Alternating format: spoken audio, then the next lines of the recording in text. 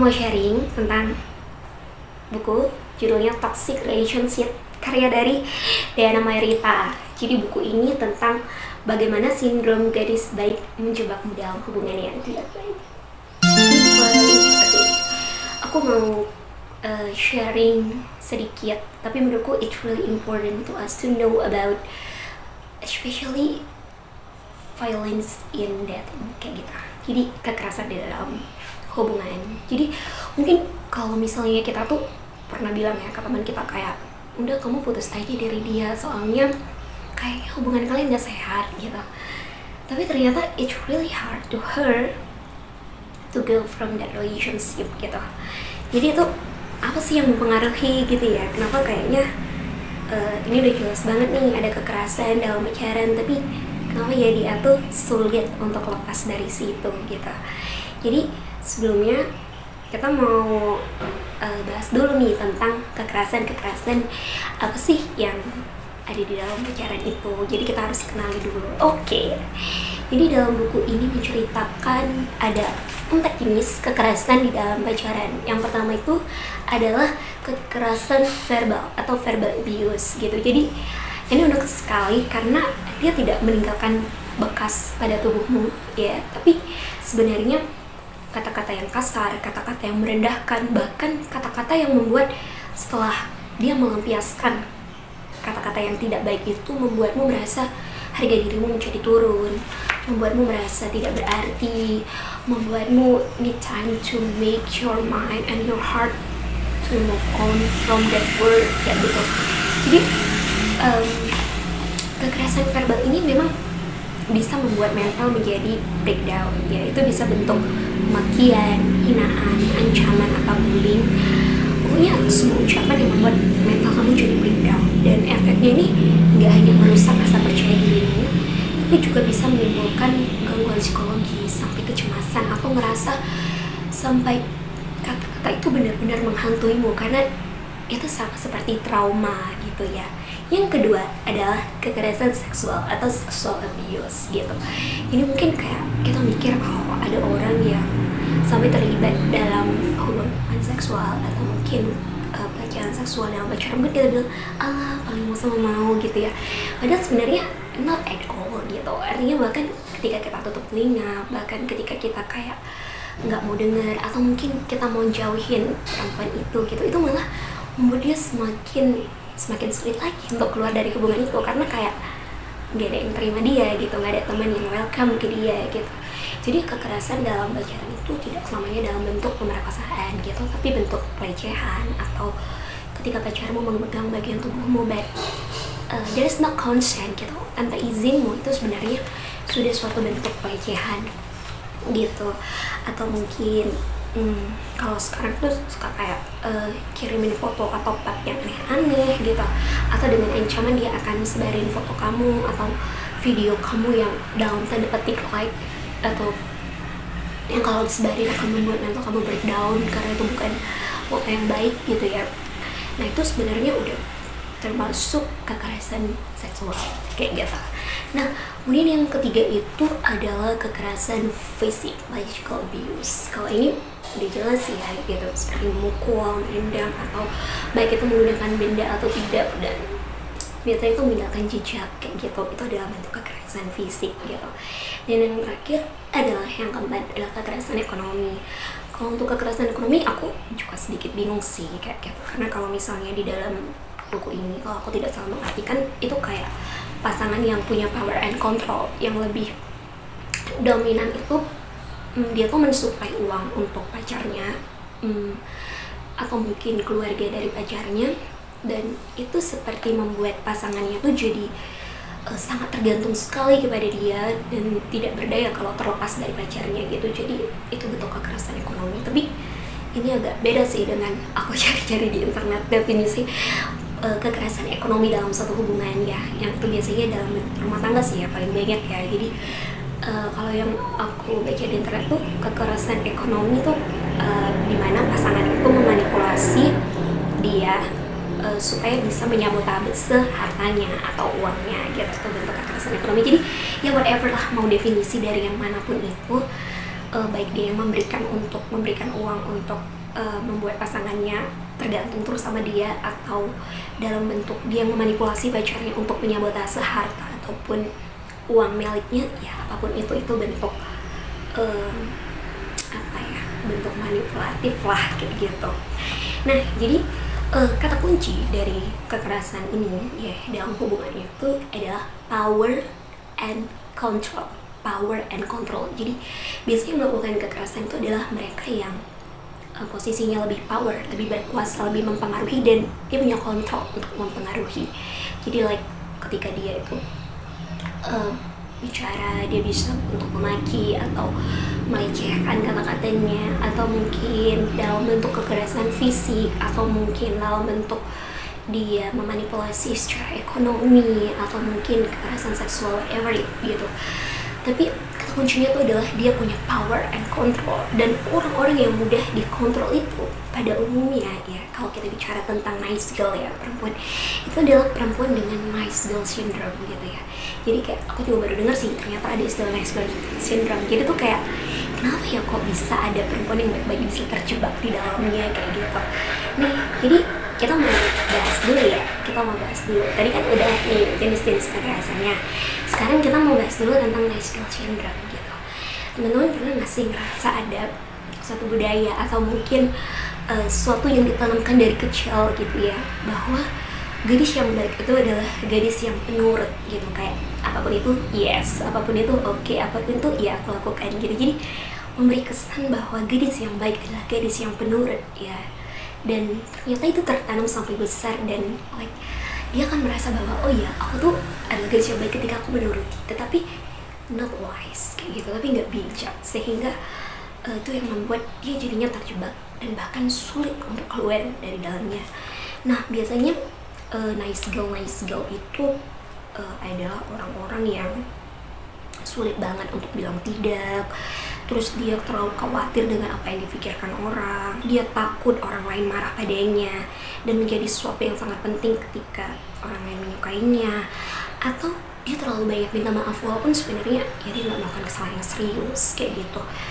Atau misalnya dia nggak suka nih sama temannya, tapi dia terlalu memaksakan diri untuk terlihat sangat baik padanya gitu, sulit menolak permintaan bantuan orang lain walaupun sebenarnya dia juga sedang dalam kondisi sulit, nggak berani mengatakan kekecewaannya pada orang lain, takut dibenci orang lain karena bersikap tidak kooperatif, dan wow kayak gitu. Ternyata orang-orang yang seperti ini menjadi kesempatan banget buat orang yang memiliki power and control tapi dia not wise atau dia tuh gak baik kayak gitu ya. Jadi gadis-gadis yang seperti ini biasanya termanipulasi dengan hal itu dan dia sulit untuk keluar gitu ya. Mungkin kalau kayak perempuan yang udah tahu nih pacarnya tuh melakukan kekerasan kayak udah putus gitu, tapi ternyata untuk nice girl syndrome it's hard to her to go from this relationship kayak gitu. Nah teman-teman, kemudian kita mau bahas lagi nih, ding. Sorry aku sambil lihat bukunya gitu. Nah mungkin kita bilang udah kamu putus aja deh sama dia kayak gitu, hubungan kalian gak sehat gitu, tapi ternyata itu it's really hard to her gitu, itu sulit banget bagi dia gitu. Kenapa?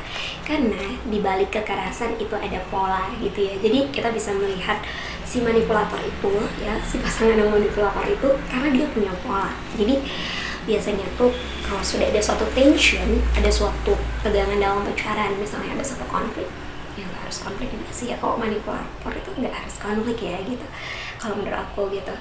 Ketika ada tension kemudian meningkat menjadi suatu ledakan emosi gitu. Ledakan emosi itu bisa bentuk verbal, fisik, psikis gitu ya. Mungkin kalian lagi berantem gitu terus menjadi ledakan emosi sampai mengeluarkan kata-kata yang kasar, kata-kata yang makian, kata-kata hinaan, atau mungkin dia kasar, dia kayak kesel lah dalam bentuk fisik sama kamu gitu, atau mungkin dia melakukan kayak manipulasi sehingga melakukan pelecehan seksual sama kamu kayak gitu, atau whatever it kayak gitu. Nah biasanya tuh sudah tension, sudah sampai ke tension build explosion, udah ledakan emosi nih gitu. Nah setelah itu yang terjadi adalah honeymoon period. Honeymoon period ini di mana gimana honeymoon period itu udah siap nih ledakan emosinya.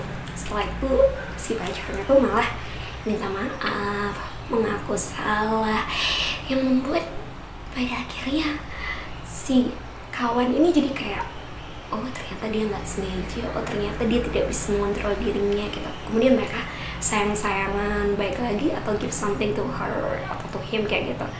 Yang membuat polanya jadi kayak gitu-gitu terus, dan itu membuat dirinya lupa bahwa baik itu si pelaku ataupun korban lupakan bahwa sebenarnya sebelumnya terjadi kekerasan. Jadi kayak ya udah semuanya baik-baik aja, dan itu berulang-ulang kayak gitu. Atau mungkin malah setelah bertengkar, setelah terjadi kekerasan itu masuk honeymoon period dan ngerasa lebih mesra kayak gitu, atau ngerasa lebih disayang kayak gitu. Ya udah gitu-gitu aja perputarannya gitu. Jadi lupa kalau sebenarnya di dalam pacaran ini sudah ada yang namanya kekerasan kayak gitu.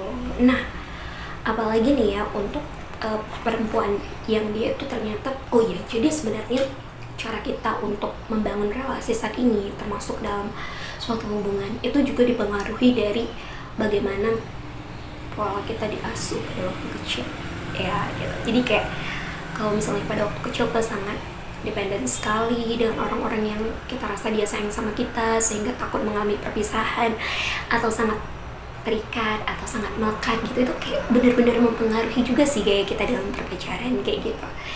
Nah jadi apalagi nih ya kalau misalnya perempuan, anak perempuan yang dibesarkan di keluarga yang ayahnya kasar atau kata-kata ayahnya itu yang sifatnya verbal abuse ya, suami kepada istri, kemudian dilihat oleh anaknya gitu. Jadi anak itu ngerasa kalau ya udah kata-kata kasar itu adalah bentuk kasih sayang gitu. Jadi kayak dia melihat ayahnya kasar nih ngomong sama ibunya gitu, dan terekam kasih anak gitu. Terus udah besar nih si anak misalnya nih dia membangun relationship dengan laki-laki gitu, ketika pacarnya tuh ngomongnya kasar ke dia tuh kayak ngerasa oh iya itu bentuk perhatian gitu. Jadi kayak udah ada suatu kesalahan gitu dalam berpikirnya, karena dia melihat bahwa kekerasan fisik, kekerasan verbal yang pernah dilakukan ayah pada ibunya kemudian dia terima lagi waktu pacaran, it's the way to say love. Padahal ya enggak gitu, kalau kekerasan ya tetap kekerasan, itu bukan the way to say that you love someone kayak gitu. Ini gitu sih, jadi memang gimana ya, untuk lepas dari hubungan yang tidak sehat itu benar-benar butuh usaha ya, butuh. Kalau misalnya ini bisa negosiasi dalam arti ngomong berdua kayak gitu, kalau itu bentuk kekerasan kayak gitu. Tapi kalau kamu ngerasa kayak no kayak gitu, ya udah berani ambil keputusan kayak gitu. Kemudian reconnect kembali dengan keluarga, dengan sahabat, dan apa ya, buat action plan lah kayak gitu.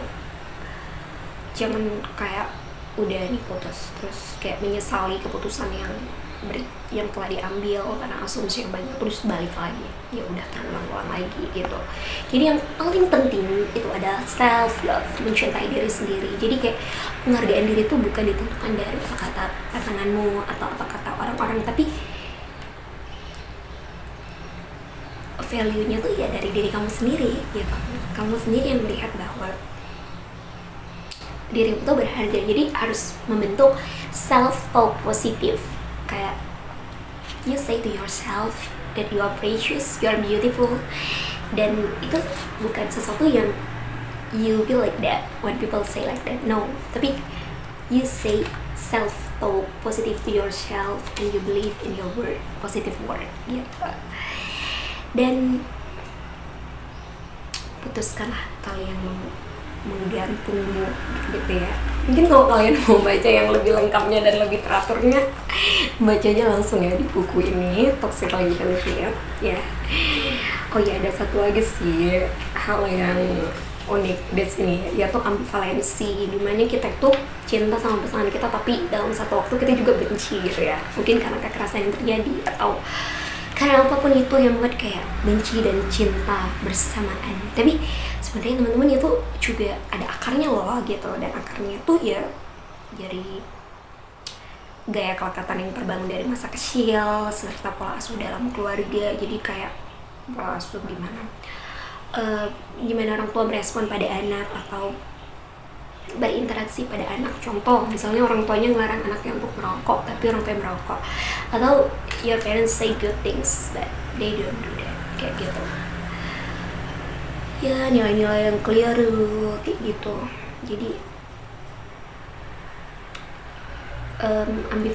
ambivalensi yang kita alami pada waktu masih di rumah kayak gitu tuh juga bisa terbawa sih sampai besar gitu. Benci dan cinta dalam waktu yang bersamaan. Nah, jadi sekarang kita harus menyederhanakan yang rumit. Maksudnya apa? Bagaimana? Yang sering kali sebenarnya membuat kita sulit move on itu adalah kebiasaan kita melihat segala sesuatu dari sisi buruknya terlebih dahulu. Contoh, kita mau keluar nih dari this relationship, tapi kayak ngerasa udah banyak yang dikorbankan, atau mungkin kalau dia perempuan kayak when you trapped in sexual abuse or you ever do sexual with your boyfriend maybe kayak gitu, and it makes you like who loves me beside of him kayak gitu, kayak ngerasa you don't look that yourself is precious kayak gitu. It's really hard to go from the relationship gitu. Jadi kayak ya it's okay lah kayak gitu. It's okay itu maksudnya adalah buang semua pikiran negatif gitu, start to self talk positif, make a good image to yourself kayak gitu. Jangan takut untuk lepas dari hubungan yang tidak baik gitu. Jadi apapun itu, yang paling membuat sulit move on itu karena kita terlalu melihat dari sisi negatifnya kayak gitu. Jadi ya lepaskan hubungan yang tidak baik dan reconnect kembali dengan keluarga dan teman, bangun self image yang positif, dan kita harus banyak belajar sih untuk lebih wise lagi kayak gitu. Yaudah, itu aja sih yang mau aku bagikan. Untuk teman-teman boleh baca bukunya Toxic Relationship. Oh iya, ini kan sharing ya, jadi boleh aja sih teman-teman punya pendapat yang lain gitu atau apapun, atau maybe if there is something wrong that I say, ya boleh juga diperbaiki ya gitu. Oke, see you.